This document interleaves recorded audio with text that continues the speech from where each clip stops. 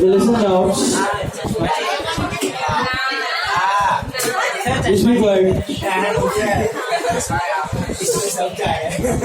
Silence, silence.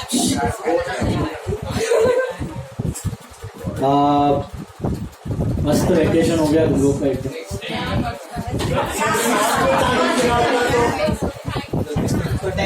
14-15 days. Okay. It was the biggest summer vacation in the past 6-7 years actually. Into hardly 9-10 days you get 21st to 31st max 10 days. 14-15 दिन मस्त मिल गया है. अभी back to studies थोड़ा. Sir next vacation क्या है? दिवाली. ये तेरा नाम क्या है? इसमें चलो. Regarding your papers, the performance as compared to the previous paper, this was better overall. But the full marks thing have gone down. Of course. 8-9 जन को फिर भी फुल है अभी तक. थोड़ा बाकी है. So by tomorrow or maybe day after you get the papers. Few papers totally are left out. And सब कल देता हूँ मैं. And listen.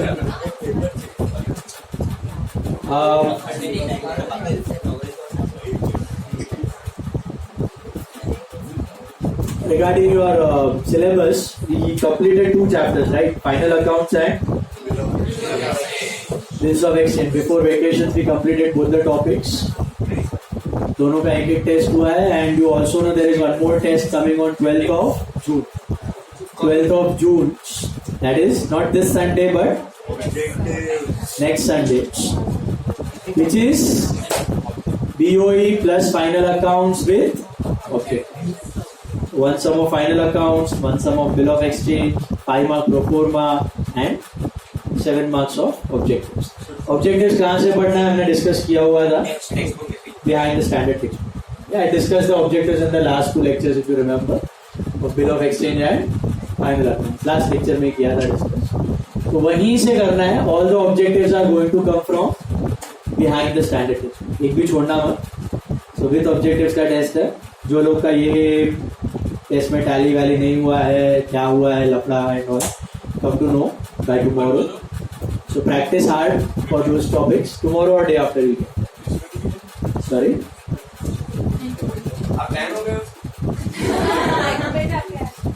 वो बॉडी before after.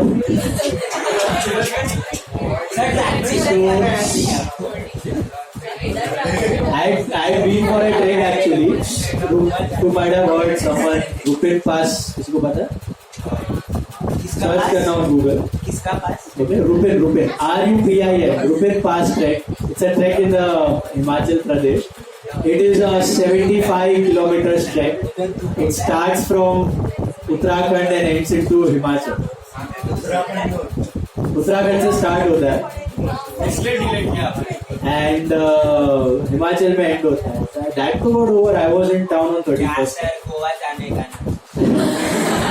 गोवा में भी यही हाल है. हाँ तो ऐसा वो दिखना चाहिए ना कि गोवा का टैन है. ये क्या है? हिमाचल का टैन है. So that was due to some other reason.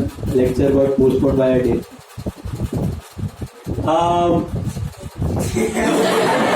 What?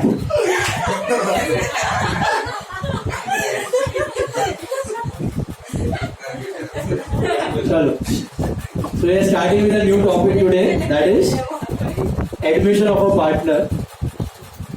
Raju कोई है? टेक्स्ट बुक पीछे 2 टेक्स्ट बुक्स है. Okay. Take out your textbook. Admission of a partner. Have you all got a new notebook? Told you to bring one. काफी कुछ लिखना है. तो अगर आपने नहीं लाया है, इसलिए बोल रहा हूँ इन एडवांस,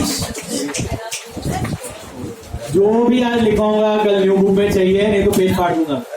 ओके? उसमें रिवीजन सब आने वाले हैं 10.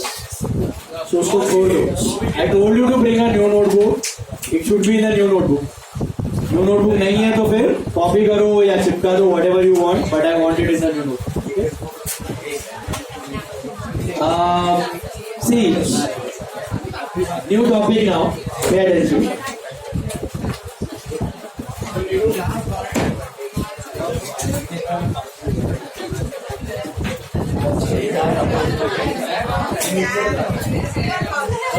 Admission of a partner. See, till now what topics we have done? We have done bill of exchange and final account. Please be quiet.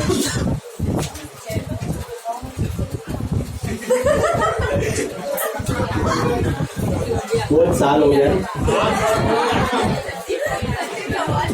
चलो, what was the weightage of bill of exchange topic? So bill of exchange carried 10 mark problem and 5 marks of pro forma. तो 15 mark BOE का था. Final accounts 12 marks of sum plus 3 marks of objective. So in all, approx 30 marks of the portion has been done out of 80. Okay? 80 में से 30 marks का हो गया है bill of exchange and final account से. अभी आ रहे हैं हम लोग admission of a partner. So admission of a partner,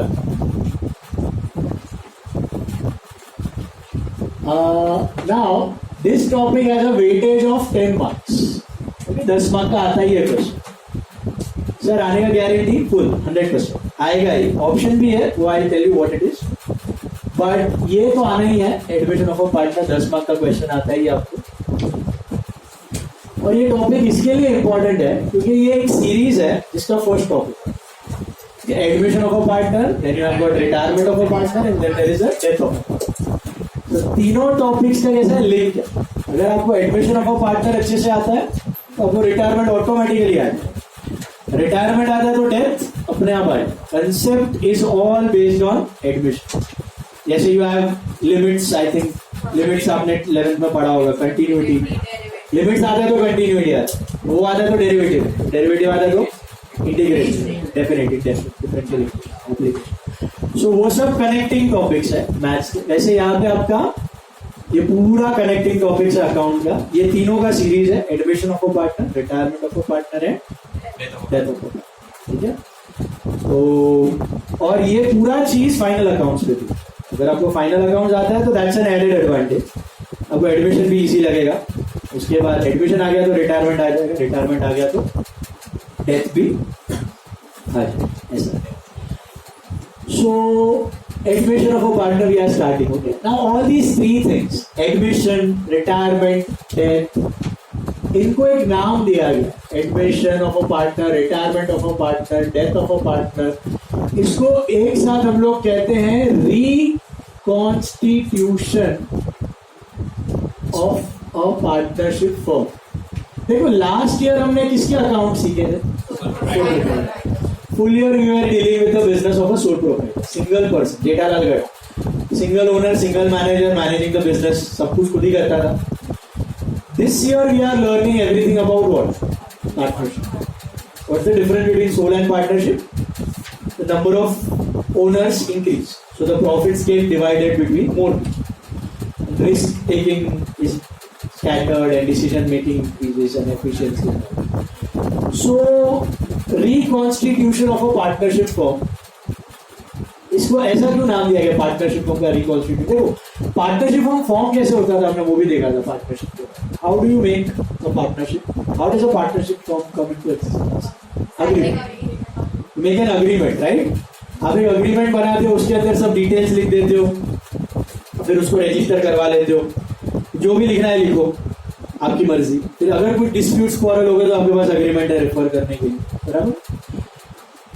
so agreement से पार्टनरशिप फॉर्म हो गया आपका। उस अग्रीमेंट का दूसरा नाम होता है कॉन्स्टिट्यूशन। उसको आर्टिकल्स ऑफ पार्टनरशिप कहा जाता है, डीड ऑफ पार्टनरशिप कहा जाता है, या फिर कॉन्स्टिट्यूशन ऑफ पार्टनरशिप भी कहा जाता है। जैसे इंडिया में कुछ लॉ का लफड़ा हो गया, कोई चोरी कर दिया, किसी ने किसी को थप्पड़ मारा, कोर्ट में गया, तो कोर्ट क्या रिफर करेगा? कॉन्स्टिट्यूशन। कॉन्स्टिट्यूशन में जो लिखा है उसके हिसाब से सजा देगा। तो पार्टनरशिप में अगर कुछ लोचा लफड़ा हो गया तो आप क्या रेफर करते हैं? Partnership deed, agreement. That is also called as a constitution of partnership. That is also called as a constitution of partnership. So admission, retirement, death, ये आपको वर्ड देख के समझना है। एडमिशन में क्या होता होगा? एक पार्टनर आता होगा। रिटायरमेंट में क्या होता होगा? पार्टनर जाता होगा। डेथ में क्या होगा? और जाता होगा, परमानेंटली जाता। तो यहां पर क्या होगा, अगर कोई पार्टनर एडमिट हो रहा है बिजनेस में, आ रहा है या जा रहा है, तो क्या आप सेम डीड रख सकते हैं? आने के बाद भी कुछ चेंजेस करने पड़े। तो you will change your agreement, right? You will change your agreement and make a new agreement. That's why the word reconstitution. आप अग्रीमेंट को क्या करते हो? चेंज करके नया agreement. So that's why it is called as reconstitution of a partnership form. Partnership form कैसे होता है ये समझना है? Agreement. All the details of the partnership form are given in the deed. अगर deed silent होता है तो भी हमने देखा था क्या होता था? प्रॉफिट शेयरिंग रेशियो इक्वल और 6% इंटरेस्ट ऑन लोन, बस और कुछ देना होता ही नहीं। तो जब भी आप अग्रीमेंट में चेंजेस कर दो, उस अग्रीमेंट को क्या कहा जाता है? Constitution. Agreement is nothing but like a constitution of partnership. तो जब भी आप उस अग्रीमेंट में चेंज करके नया कॉन्स्टिट्यूशन बनाते हो, नया अग्रीमेंट बनाते हो, इट इज कॉल्ड रिकॉन्स्टिट्यूशन। वो एडमिशन के वक्त भी होता है, रिटायरमेंट के वक्त भी होता है, डेथ के वक्त भी होता है, change in internal profit sharing ratio के वक्त भी होता है। वो आपको नहीं है, सीए में करोगे। तो जब आप अग्रीमेंट को चेंज करके नया बनाते हो, that is what is called as reconstitution. Clear? मतलब समझ में आया?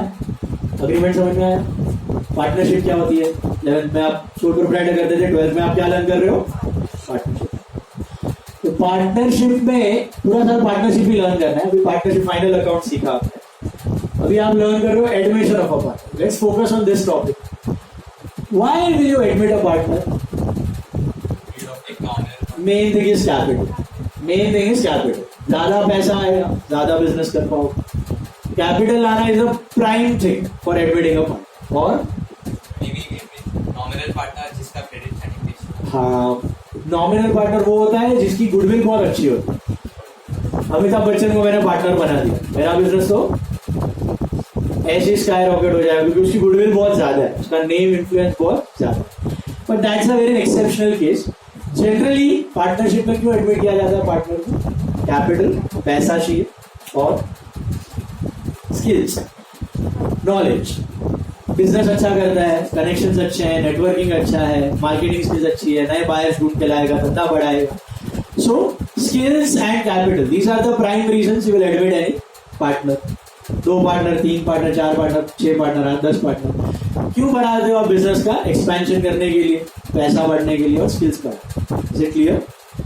बाकी सब एंसिलरी रीजंस है, रिस्क डाइवर्सिफिकेशन, कॉम्पिटिटिवनेस कम करने के लिए, and economies of scale, and nominal partner, influential person. All these are secondary reasons. Prime reason for admitting any partner is going to be what? Money, capital, and skills, knowledge, decision making और skills. तो इससे एक से भले 2, 2 से भले 3, इसके लिए आप एडमिट करो। और इंडियन पार्टनरशिप एक्ट 1932 में बोला हुआ है, क्या बोला हुआ है कि भैया आप जब भी कोई पार्टनर को एडमिट करोगे form, whenever you admit any partner into a firm, it should be with the consent of all the partners. It should be with the consent of all the partners. So for example, मेरा और let's say लौकिक का एक form है, हम लोग दोनों partners हैं, we want to admit Viraj into our firm. तो मैं बोलेगा विराज मेरा फ्रेंड है, अच्छा हम लोग का रिलेशन है, लेट्स एडमिट हिम। लौकिक का अग्रीमेंट होना जरूरी। लौकिक ना बोलेगा तो विराज एडमिट नहीं हो सकता। मेरा कंसेंट से खाली मेरा भाई है, मेरा दोस्त है, मेरा पप्पा है, मैं लेके आएगा फॉर्म में और बैठा दिया पार्टनर बना के, ऐसा नहीं चल सकता। कोई भी हो पार्टनर में अगर एडमिट, फॉर्म में अगर एडमिट हो रहा है तो सभी पार्टनर, 10 पार्टनर है फॉर्म में, 10 पार्टनर, 11वें को एडमिट करना तो 10 का कंसेंट होना जरूरी। विदाउट एक भी लड़ गया, टांग अड़ा दी तो एडमिट नहीं कर पाओ। Is it clear? तो as per the agreement, as per the deed, सबका कंसेंट होने के बाद ही आप एक पार्टनर को एडमिट कर सकते हो। Prime important thing you need to remember. And once the partner is admitted, तो क्या क्या चेंजेस होते हैं अकाउंट में, वो हमें ये टॉपिक में दिखा। ये टॉपिक वही डील करता है कि भैया at the point of admission books of accounts में क्या क्या चेंजेस होने वाले, those changes you will show in the chapter admission of a partner. Okay, तो उसमें ना 3-4 पार्ट्स है। एडमिशन ऑफ अ पार्टनर का पूरा चैप्टर में we can break it down into 3-4 parts. उसमें से एक पार्ट होता है रेशियोज। तो first part we are learning today, that is ratios. What are these ratios? See, when there are 3 types of ratios at the time of admission. The first one is called as OR. OR stands for old profit sharing ratio. जिस ratio में old partner मतलब existing partner profits and losses share कर रहे हैं. Let us assume there are existing 2 partners, A and B, and the profit sharing ratio between them is 3:2. This is what we called as old ratio. ये आपने final accounts में भी देखा हुआ है, करते थे आप नेट प्रॉफिट को डिवाइड 5:3, 3:5, 2:1, 1:2, इक्वली 1:1. कुछ नहीं दिया तो अज्यूम करने का दिस इज. तो एडमिशन ऑफ अ पार्टनर का हम लोग पार्ट्स लर्न कर रहे हैं. First part is called as ratios. आज उसी पे फोकस कर, फिर कल गुडविल करवाऊंगा, फिर revaluation and all. So ratios में पहला रेशियो होता है old ratio. What is old ratio? The ratio in which the existing partner, old partners are sharing profits and loss existing. Let us assume that is 3:2. अब 3:2 का ratio है और इनको admit करना है मिस्टर सी को. A and B are existing partner, they are bringing a new partner, उसका नाम है सी. अब सी को लेके आओगे अगर आप बिजनेस में, तो क्या होगा? उसको भी क्या देना पड़ेगा? प्रॉफिट का हिस्सा देना पड़ेगा. ऐसे फोकट में तो आएगा नहीं. तो उसके आने के बाद जो प्रॉफिट्स होंगे वो कितने में डिवाइड होंगे?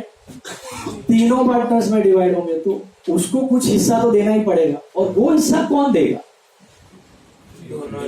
ए और बी को ही शेल आउट करना पड़ेगा. क्या हवा में से तो कुछ आने वाला?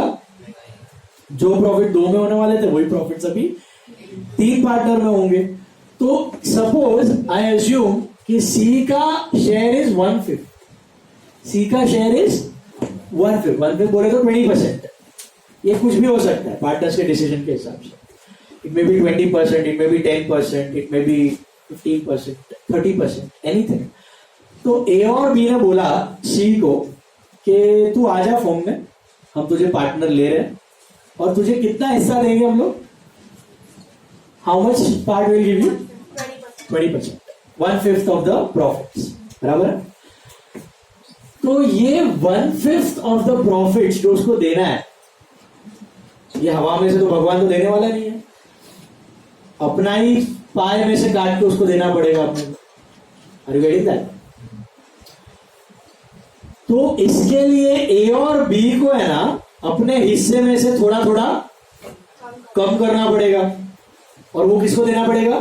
सी को. Are you getting the point? A और बी के बिजनेस में सी घुस रहा है, तो ए और बी के प्रॉफिट्स क्या होंगे? अभी बढ़ेंगे कि कम हो जाएंगे? शेयर थोड़ा सा कम हो जाएगा.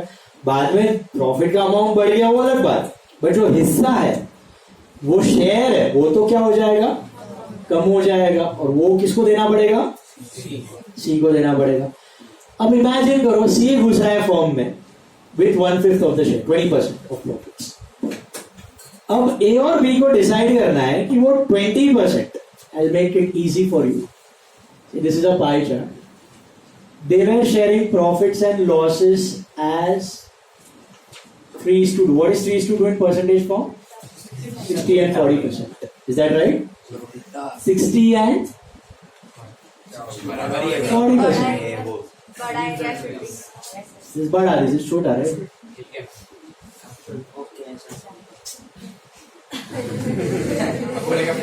This is 60, this is 40%. मैं नहीं बोला, sorry. This is 60, this is 40%. They are sharing in the ratio of 3:2. अभी इधर घुसाना है मिस्टर सी को. सी को कितना हिस्सा देना है? 20%. तो इनके ही पाए में से खाएगा ये. आप ओवरऑल 120% तो नहीं बना सकते प्रॉफिट, 100% ही रहने वाला है ना. मैंने खाली फ्रैक्शन को परसेंटेज में कन्वर्ट किया, इंटू 100 किया. तो इसका हिस्सा था 60, इसका 40 था. अभी इसको घुसाना है 20 डाल के, तो इसको भी कुछ कम करना पड़ेगा, इसको भी कुछ कम करना पड़ेगा.